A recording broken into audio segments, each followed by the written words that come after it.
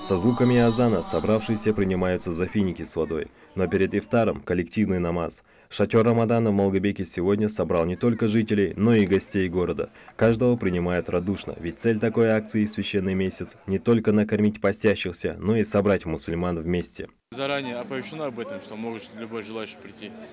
Есть как молодые, так и взрослые люди.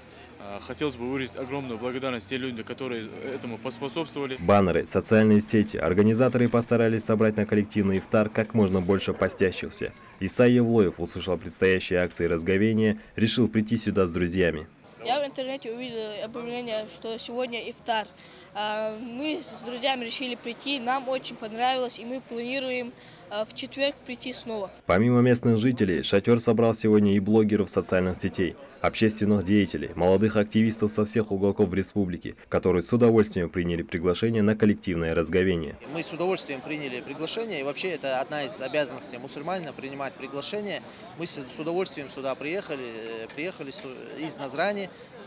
И очень рады увидеть наших братьев здесь, знакомых, очень много друзей. Акция «Шатер Рамадан» продлится до конца священного месяца. Каждый понедельник и четверг все желающие, гости города и путники могут присоединиться к разговению. Саид Куштов, Магомед Дидигов, Новости 24.